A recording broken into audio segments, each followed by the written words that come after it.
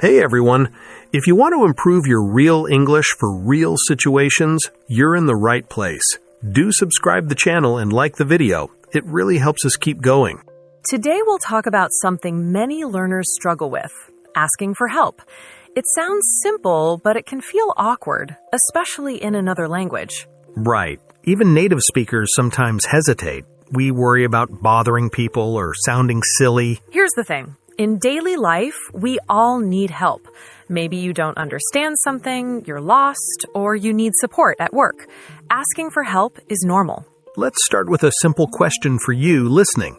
When was the last time you asked someone for help in English? Think about it for a second.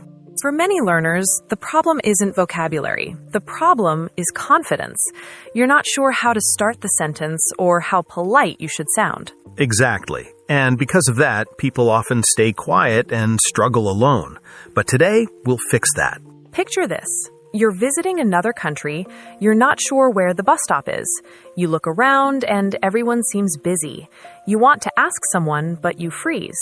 Or you're in class, the teacher explains something, everyone nods, and you think, wait, what does that mean? But you don't want to raise your hand. Or you're at work and someone gives you a task.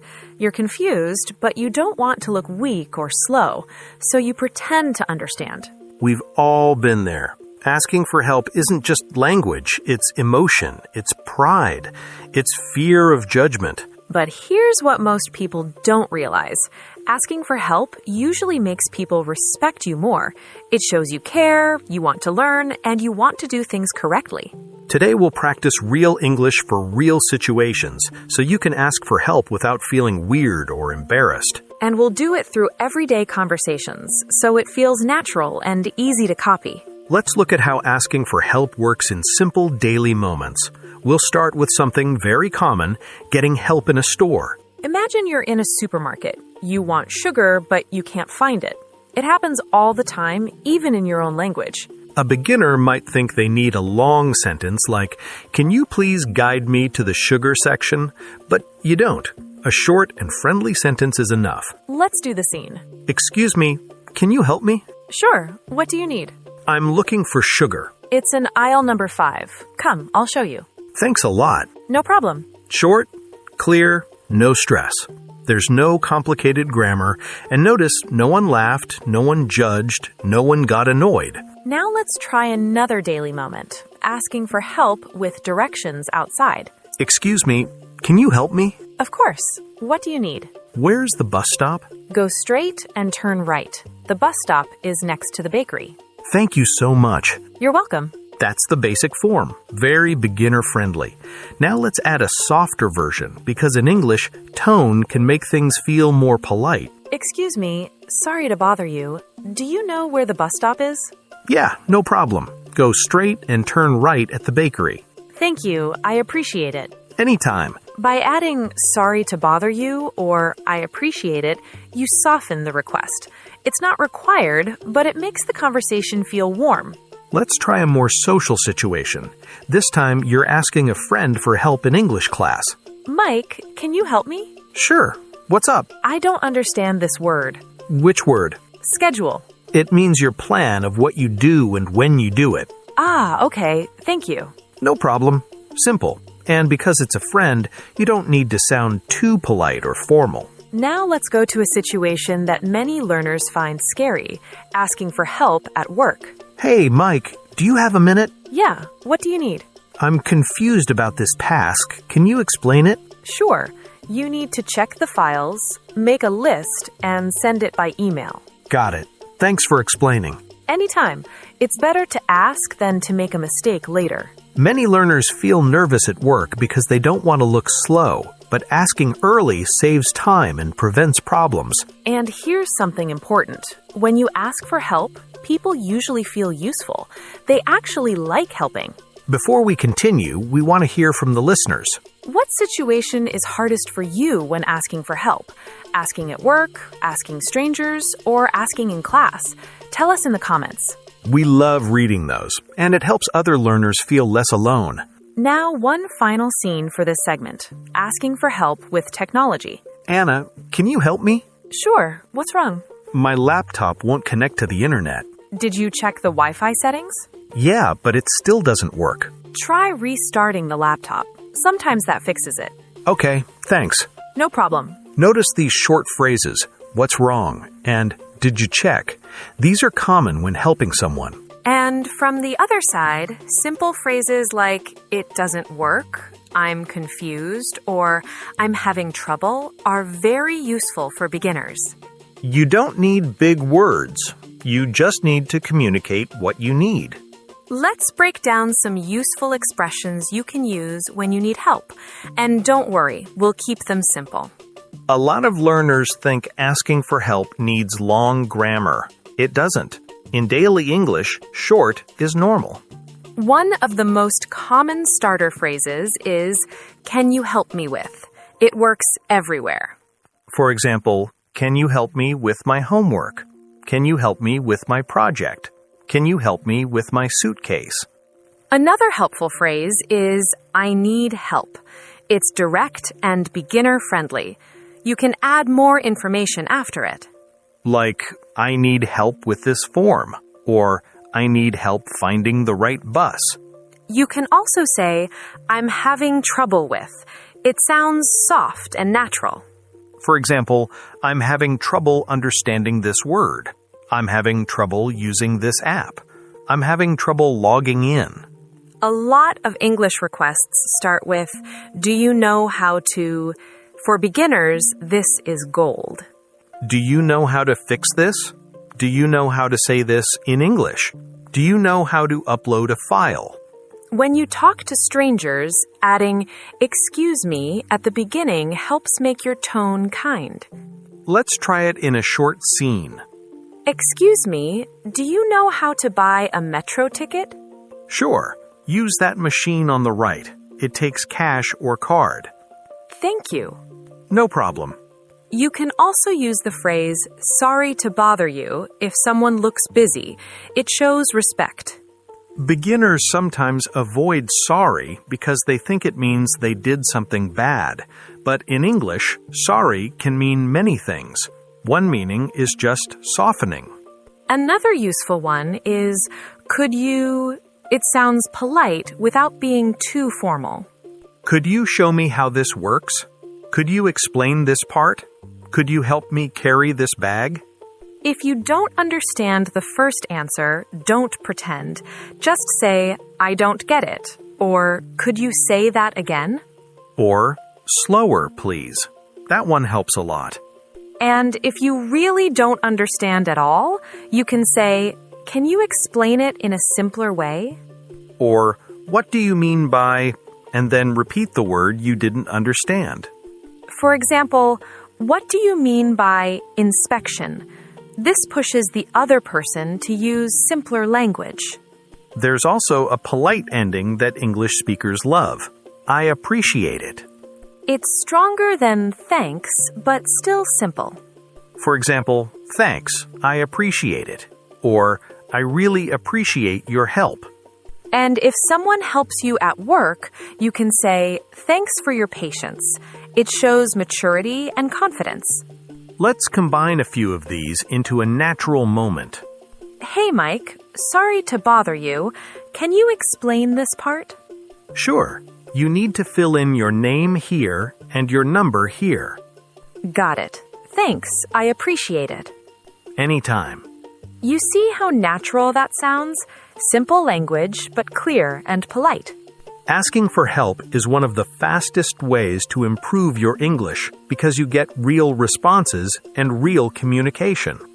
And the more you do it, the less awkward it feels, like training a muscle. If you're a beginner, choose 1 or 2 phrases and practice them this week. Make it easy on yourself. Let's talk about why asking for help can feel uncomfortable. Even for native speakers, it's not always easy. A lot of people worry about looking weak or slow. They think asking a question means they don't know something they should already know. But the truth is, nobody knows everything, and most people are learning all the time, even adults. Think about work. Many people sit quietly in meetings pretending to understand everything, even when they don't. That doesn't make them smart. It just makes things harder later. When you ask for help early, you avoid bigger problems. You fix the confusion before it becomes a mistake.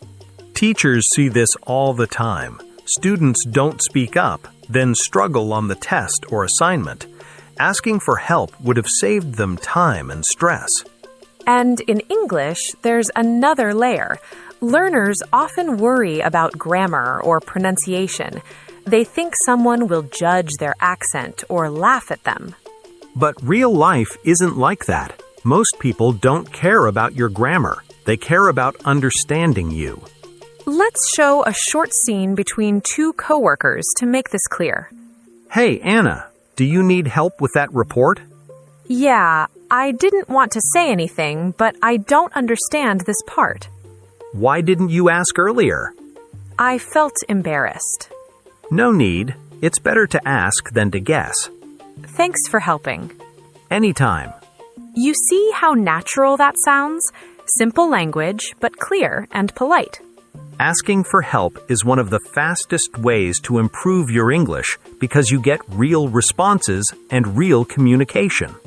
And the more you do it, the less awkward it feels, like training a muscle. If you're a beginner, choose 1 or 2 phrases and practice them this week. Make it easy on yourself. Let's talk about why asking for help can feel uncomfortable. Even for native speakers, it's not always easy. A lot of people worry about looking weak or slow. They think asking a question means they don't know something they should already know. But the truth is, nobody knows everything. And most people are learning all the time, even adults. Think about work.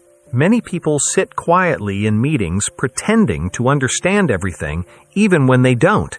That doesn't make them smart. It just makes things harder later. When you ask for help early, you avoid bigger problems. You fix the confusion before it becomes a mistake. Teachers see this all the time. Students don't speak up, then struggle on the test or assignment. Asking for help would have saved them time and stress. And in English, there's another layer. Learners often worry about grammar or pronunciation. They think someone will judge their accent or laugh at them. But real life isn't like that. Most people don't care about your grammar. They care about understanding you. Let's show a short scene between two coworkers to make this clear. Hey, Anna, do you need help with that report? Yeah, I didn't want to say anything, but I don't understand this part. Why didn't you ask earlier? I felt embarrassed. No need. It's better to ask than to guess. Thanks for helping. Anytime. You see how natural that sounds? Simple language, but clear and polite. Asking for help is one of the fastest ways to improve your English because you get real responses and real communication. And the more you do it, the less awkward it feels, like training a muscle. If you're a beginner, choose 1 or 2 phrases and practice them this week. Make it easy on yourself. Let's talk about why asking for help can feel uncomfortable. Even for native speakers, it's not always easy. A lot of people worry about looking weak or slow. They think asking a question means they don't know something they should already know. But the truth is, nobody knows everything. And most people are learning all the time, even adults. Think about work. Many people sit quietly in meetings pretending to understand everything, even when they don't. That doesn't make them smart. It just makes things harder later. When you ask for help early, you avoid bigger problems. You fix the confusion before it becomes a mistake. Teachers see this all the time. Students don't speak up, then struggle on the test or assignment. Asking for help would have saved them time and stress. And in English, there's another layer.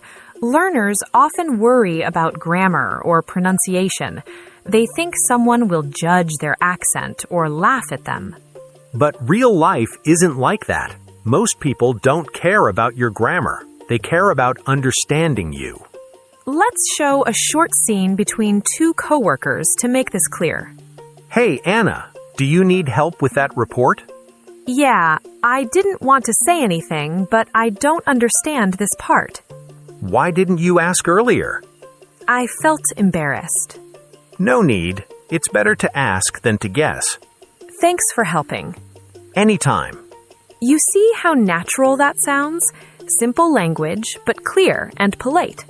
Asking for help is one of the fastest ways to improve your English because you get real responses and real communication.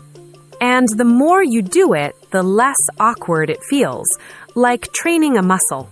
If you're a beginner, choose 1 or 2 phrases and practice them this week. Make it easy on yourself. Let's talk about why asking for help can feel uncomfortable. Even for native speakers, it's not always easy. A lot of people worry about looking weak or slow. They think asking a question means they don't know something they should already know. But the truth is, nobody knows everything, and most people are learning all the time, even adults. Think about work. Many people sit quietly in meetings pretending to understand everything, even when they don't. That doesn't make them smart, it just makes things harder later. When you ask for help early, you avoid bigger problems. You fix the confusion before it becomes a mistake. Teachers see this all the time. Students don't speak up, then struggle on the test or assignment. Asking for help would have saved them time and stress. And in English, there's another layer. Learners often worry about grammar or pronunciation. They think someone will judge their accent or laugh at them. But real life isn't like that. Most people don't care about your grammar, they care about understanding you. Let's show a short scene between two coworkers to make this clear. Hey, Anna, do you need help with that report? Yeah, I didn't want to say anything, but I don't understand this part. Why didn't you ask earlier? I felt embarrassed.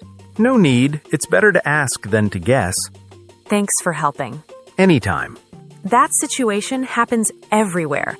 School, offices, family. We overthink things in our head, but once we ask, it feels easy. Another reason people hesitate is pride. We like to think we can handle everything on our own. But cooperation is normal. Humans help each other all the time. Asking for help doesn't make you weak, it makes you efficient. And here's something interesting. People who ask questions usually learn faster than people who stay quiet, even if their English level is the same. That's because asking for help gives you real feedback. You're not just memorizing, you're interacting. And interaction is how language grows. Textbooks don't correct you when you misunderstand, but a person can. So if asking for help feels scary, start small. Ask someone to repeat something. Ask for the meaning of one word. Ask directions once. Build it slowly. You'll notice that after a few times, the fear gets smaller, and that's a win. Now, let's look at different ways of asking for help and how the tone changes. The meaning is the same, but the feeling is different. In English, we can ask in a direct way, a polite way, or a more natural conversational way. Beginners often learn only the direct form, but the other two are useful in real life. Let's start with direct forms. These are short and clear. For example, help me, I need help, show me, tell me, fix this, explain this. Direct forms are not wrong, but they can sound a little strong if you use them with strangers or in formal situations. With friends, they're fine. Now let's move to polite forms. These sound friendlier and more comfortable in most daily situations. Can you help me? Could you help me? Can you show me how to do this? Could you explain this part? Notice that just adding can or could makes the sentence feel softer. You're not giving an order, you're making a request. And when you add please at the end, it becomes even more polite. But in English, you don't need to say please every time. One well-placed please is enough. Now let's listen to a scene using polite forms with a stranger. Excuse me, can you help me? Sure, what do you need? Could you show me how to use this ticket machine? Of course. First, choose your destination, then choose your ticket, then pay. Thank you. You're welcome. That sounded comfortable. No stress on either side. Now let's explore more natural conversational forms. These are soft, friendly, and common among native speakers. The idea is to ease into the request instead of jumping straight to it. For example, "Hey, can I ask you something? Do you have a second? Can I get your help with something?" After that opener, you add the actual request. Let's do a quick example. "Hey, Anna, do you have a second? Yeah, what's up? I'm having trouble with this form. Can you look at it?" Sure, it's pretty simple. Here's how to fill it in. "Ah, thank you. I appreciate it." No problem. That style feels warm and relaxed. Many English speakers use it without thinking. Another useful style uses softening phrases, which make the request feel less heavy.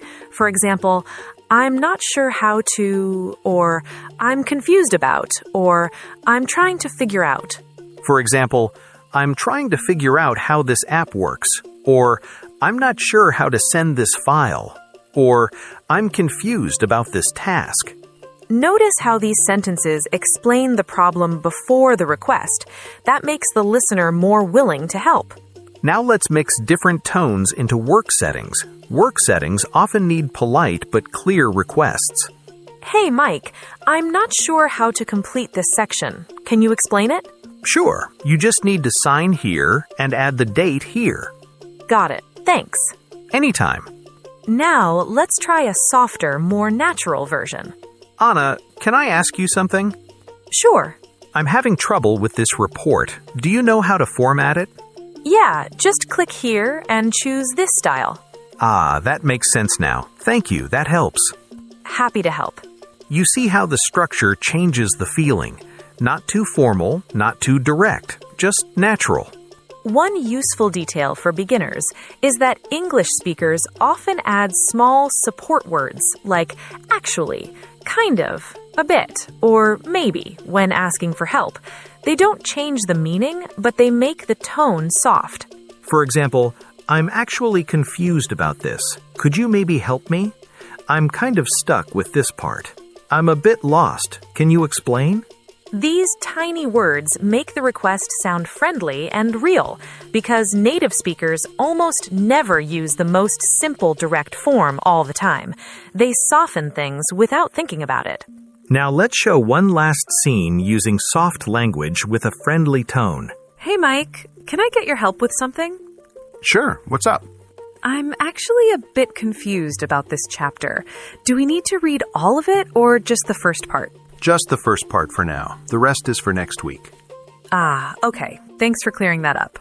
No problem. That's a realistic example of how soft language works. It keeps the mood light and comfortable. And remember, the point isn't to memorize every sentence. The point is to feel confident switching between direct, polite, and natural, depending on the situation. The more you practice, the more automatic it becomes. Like learning to ride a bike. At first, you think about every move. Later, it just flows. Now, before we wrap up, let's talk about how asking for help can become a habit that actually strengthens your English. Many learners try to study alone and hope their skills will grow automatically. But speaking grows faster when you interact. When you ask for help, you create a real reason for someone to answer you. That response gives you vocabulary, new phrases, and natural rhythm without memorizing lists. Think about language as something living. It moves between people. It doesn't stay in books. So if you never ask questions, the language just sits quietly in your head. It doesn't come out. When you ask for help is like opening the door. The other person gives you new language, and you give them a chance to share. It becomes a tiny conversation, even if it lasts only 10 seconds. And small conversations matter. They build confidence piece by piece. You learn that you can survive mistakes. You can ask again if needed, and nothing bad happens. Let's show an example where a learner practices asking for help in multiple short moments during one day. Morning. Excuse me. Can you help me? Where do I pay for this coffee? At the counter over there. Thank you. Later that day. Hey, sorry to bother you. How do I say this word? It's schedule. Ah, okay, thanks. Then at night, "Hey, do you have a minute? I'm trying to figure out this homework." Sure, let me see. These tiny interactions build real skills, and none of them were long or complex.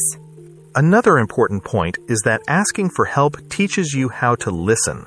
When someone explains something, you hear natural phrases like, "Oh, you just need to," or "all you have to do is," or "it works like this." Those phrases don't appear in most textbooks, but native speakers use them constantly. You learn them automatically when you ask for help. And here's a secret many learners don't realize. When you ask questions, you also make connections with people. You show curiosity and humility. People remember that. It can even improve relationships at work. Coworkers trust someone who asks questions early and communicates clearly. It shows responsibility, not weakness. And if you make a mistake while asking, so what? Mistakes are part of speaking. Mistakes are proof that you're doing the activity. One good trick for beginners is to plan one small moment of asking for help every day. It can be at work, at school, in a store, or online. Keep it simple. For example, ask someone to repeat a word. Ask a classmate to explain a phrase. Ask a friend how to say something in English. These are small but powerful reps. And if you're shy with strangers, practice first with someone you trust, a friend, a family member, or a teacher. Get comfortable, then move outward. The truth is, languages reward those who interact. The more you ask, the more you hear. The more you hear, the more you learn. So don't wait for the perfect moment, and don't wait until your English is perfect. If you wait for perfection, you'll wait forever. Real progress comes from real communication, even if it's simple, even if it's slow. Before we close, let's do one more mini scene, this time mixing different styles in one moment, just to show how flexible asking for help can be. Hey Anna, do you have a second? Yeah, what's up? I'm kind of lost with this recipe. Do we need 2 cups of milk or 1? Just one. The other one is for later. Ah, okay. Thanks for explaining. No problem. Then, a few minutes later, "Excuse me, can you help me for a moment? Sure. I'm not sure how long we need to cook this."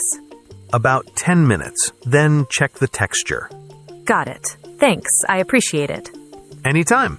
That scene shows how people naturally switch between different request styles in one conversation. It's not about rules, it's about comfort. And the more you practice, the more natural it becomes. Soon you won't even think about it. You'll just ask when you need help like everyone else. All right, that brings us to the end of this episode. We hope you feel more ready to ask for help in English without feeling awkward or nervous. And remember, asking for help is not a weakness. It's a skill. And like any skill, it gets stronger the more you use it. Thanks for joining us today. Keep speaking, keep asking, keep learning. See you next time.